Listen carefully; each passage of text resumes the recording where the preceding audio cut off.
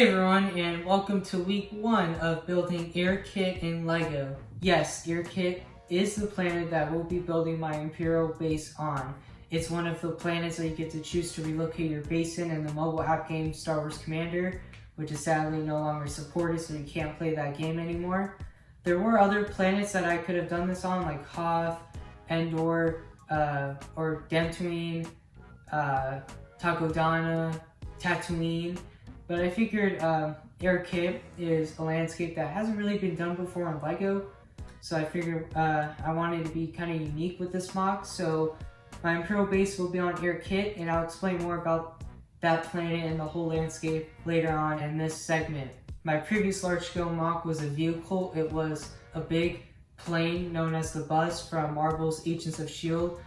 If you guys don't already know, that is my favorite TV show.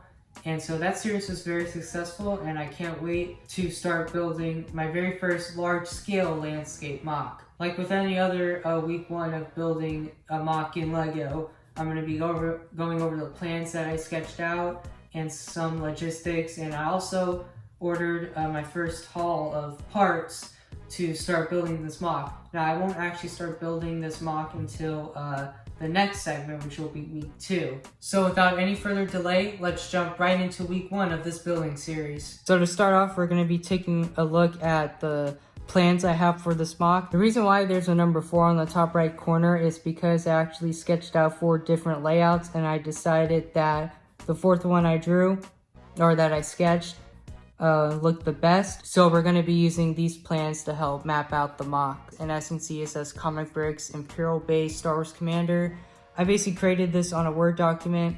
I recommend this because it's very helpful for mapping out what you want to include in your LEGO dioramas. It doesn't necessarily have to be Star Wars themed. Before I begin, on the top left corner of the screen, I'm going to have some pictures of the buildings just so you guys have an idea of what the buildings I'm going to include are going to look like. So as you can see, we have walls basically surrounding the entire mock except for this little opening right here. We have these scout towers on all 4 corners of the base. It's basically where a scout trooper scouts the perimeter. Just make sure there aren't any outside forces about to attack like rebels.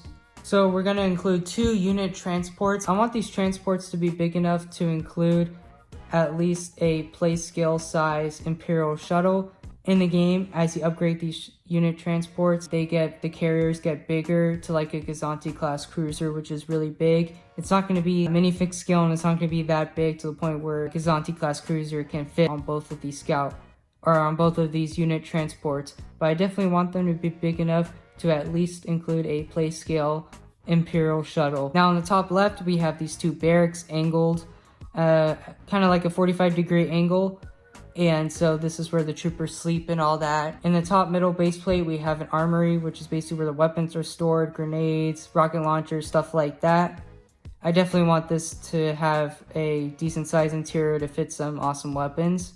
And then we have the shield generator right here. I figured that it would make sense to be in the back, just so it protects the armory, maybe even the whole base. So then on the front and back of the factory, we have a credit market and an alloy refinery.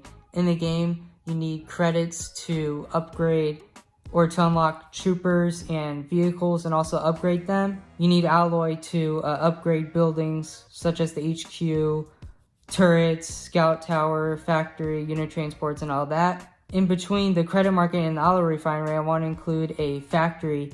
Now this factory will include an elite AT-AT.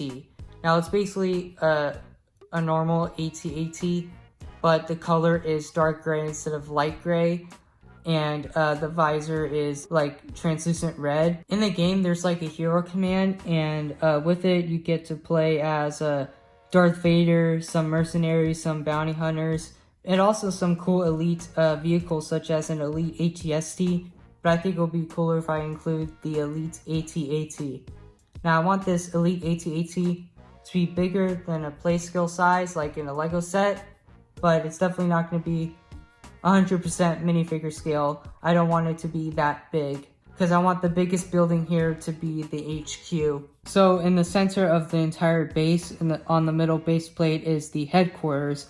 Now this is the main building. This is going to be the biggest building out of all of the buildings in my Imperial base, and I want it to be maybe even taller than the Elite AT-AT. But again, I'm not confirming that.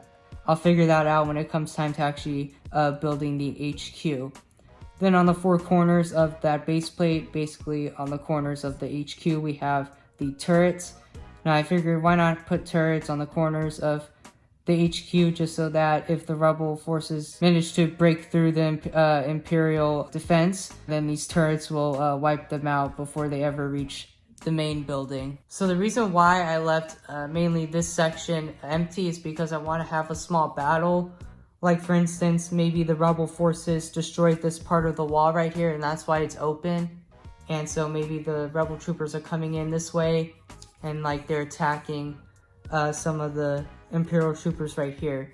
Looking forward to start building this mock. It's gonna look awesome. I can't wait to get to that Elite AT-AT. That'll definitely be one of the highlights of this mock. Now I'm going to go ahead and assemble the two tables and put all the base plates together, just so you guys see how big this mock is gonna be. So I finally assembled these Husky wooden work tables, and they have a lever so you can adjust the height, but there is a slight problem with this table. This leg is slightly taller than the leg over there, and that's why you can see that height difference. I'm not sure if this is going to be a problem when I start building, but I did call customer service. They're going to send me a replacement leg. If that doesn't work, then a replacement table. I don't think it should be an issue at all, but I just want to make sure that these two tables are perfectly even. So as you can see, the mock is going to be 3x3 gray base plates, which is 9 base plates total. And I'm not sure if this camera does it justice, but it's going to be pretty big. And I actually wanted to show you guys a few of the plans that I sketched out. Like these are some of the earlier sketches. So this is the second one I made. As you can see, 4 base plates are empty just for battle in that Elite AT-AT. Then the HQ is at an angle, the corner base plate. Then on the third sketch that I drew, it's all in the center, and I'm still not even sure what I was gonna do with these 3 base plates. But as you can see, you have the unit transports on both ends on those base plates. And then here's the first one that I drew. The HQ is on the back middle base plate. We got 2 shield generators. Then we have these walls with a little space over here. And then we have 2 base plates dedicated to like a walkway for the Elite AT-AT. Then you have the transports on the sides, the barracks, and the armory. But I decided that I really like this one the most, so we're going to be sticking with this one. I want to let you guys know everything here is subject to change. This is what I'm basing it off of, but at the end of the day, it may not be 100% looking like this. I may take an inspiration from the other sketches that I drew in case I decide that something that I drew on another sketch was better than what I drew on here. So I printed out a picture of the landscaping of Kit, which is the planet that I'm building my Imperial base on. It's kind of similar to Geonosis with like the rock work and all that, except it's a lot redder, I guess you can say. But I've already decided that I really want to use this coral color. I haven't used coral at all, so vibrant coral is not a new color, but it's new to me because I haven't built with it before. I don't think I have a set in my collection that uses coral yet. So I'm very excited to start using this coral color. I might add other variations of red or pink to match this landscaping, but I am going to be using variations of like dark reddish brown and dark brown for like these rocks over here. And but we'll go over all the landscaping in future segments. But I just want to let you guys know that coral, I will be using coral for most of the landscaping. As you can tell, I've already started ordering parts. I have a general idea of what things are going to look like. It won't be till next segment where I will start building. There's a lot of trans red pieces, and that's because a lot of the buildings include trans red, so I really want to include that aspect. And I also brought some of my stormtroopers. I am going to be using the dual molded helmet stormtroopers. I think they look really good, and so I'm going to be using that. I don't know why I have a 501st or a custom 501st ATRT. I have Luke's land speeder here because I was just trying to debate the color of the landscaping, and I think this is the nougat color, and it kind of matches the background, the back landscaping in this picture. But I feel like if I use this all throughout the mock, it will just look like a darker version of Tatooine. And I don't want it to look like Tatooine. I want this to be very unique. And so that's why I have that land speed here, just to compare colors. Then I have the 20th anniversary dropship. I just have it here because it came with these stormtroopers. But I'm very excited to start building, which will be in next segment. I have a lot of coral pieces. I can't wait to use these coral pieces. Coral is like my favorite color now. It just looks really good. It looks really pink to me, to be honest. But with this camera and with the lighting in this room, it kind of looks better, to be honest. It kind of looks more accurate to the landscaping in this photo. I do want to say that before I actually announced this mock to the public, before I uploaded that announcement video, I started designing some of the buildings on Studio, or it's also called stud.io.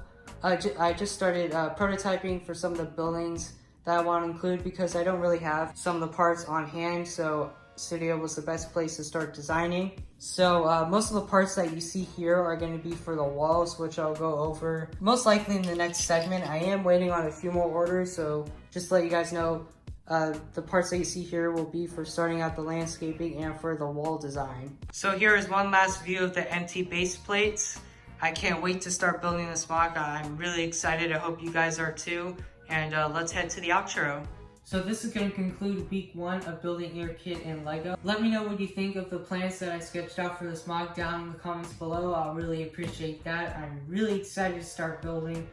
This is my very first large-scale landscape mock, so I'm very, very excited to start building that. I cannot stress that enough. I'm super excited to start working with these new coral pieces. Like I said earlier in this video, coral isn't a new color, but it's new to me because none of my LEGO sets used vibrant coral before. So I'm very excited to start working with this color. But this is going to wrap up this video. Thank you guys so much for watching. Subscribe if you haven't already and click the bell icon so you get notification of when the next segment is uploaded to my YouTube channel. And I'll see y'all soon.